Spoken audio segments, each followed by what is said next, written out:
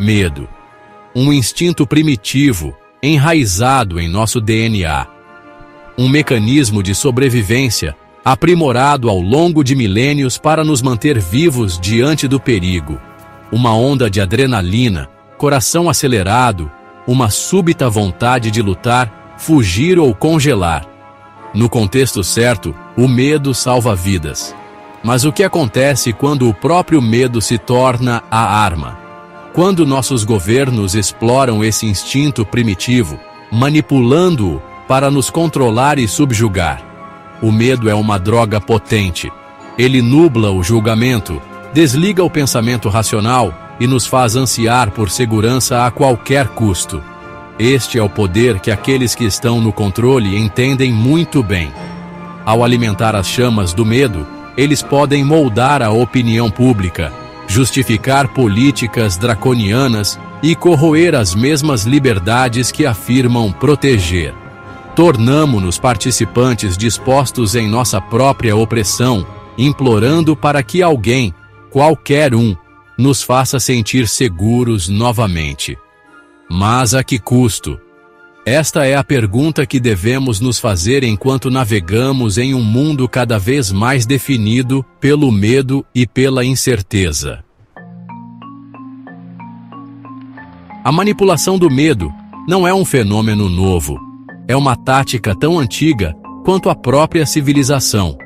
Os imperadores romanos entendiam o poder do pão e circo, usando espetáculo e violência para distrair e controlar as massas. A Igreja medieval exercia o medo da condenação eterna para manter seu domínio sobre o poder. Avançando para o século XX, vemos regimes totalitários surgirem em ondas de medo e paranoia. Dos expurgos de Stalin à demonização de populações inteiras pelos nazistas. Hoje, os métodos podem ser mais sofisticados, mas o manual continua o mesmo. A guerra ao terror, lançada após o 11 de setembro, é um excelente exemplo. Esse conflito nebuloso e sem fim criou um clima de medo perpétuo, justificando a vigilância em massa, a erosão das liberdades civis e a intervenção militar interminável em terras distantes.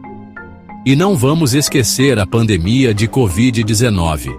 Uma crise genuína, sim, mas que também foi impiedosamente explorada por governos em todo o mundo. Lockdowns, decretos e bombardeio constante de estatísticas alarmistas.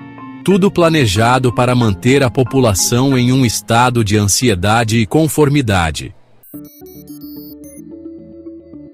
Para entender como o medo pode ser tão efetivamente utilizado como arma, precisamos observar o que acontece dentro de nossos cérebros. Quando percebemos uma ameaça, a amígdala, o centro do medo do nosso cérebro, entra em ação.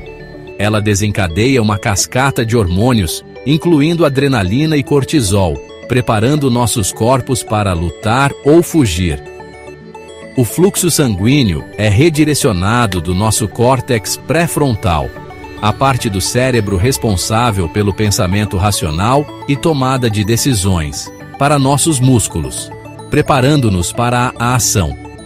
Nesse estado de excitação intensificada, estamos preparados para reagir, não para pensar criticamente.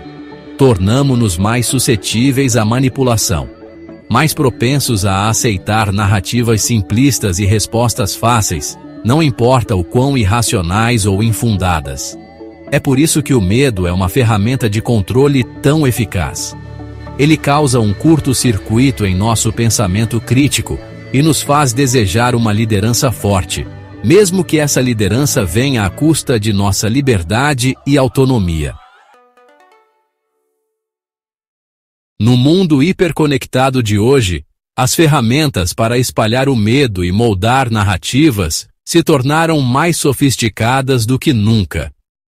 O ciclo de notícias 24 horas por dia, 7 dias por semana, os algoritmos de mídia social e o surgimento de câmaras de eco online criam a tempestade perfeita para a manipulação da opinião pública. Governos e aqueles que estão no poder entendem isso.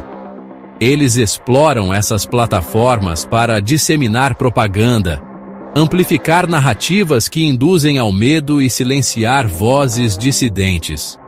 Observe a linguagem utilizada. Nível de ameaça, segurança nacional, o vírus está em toda parte.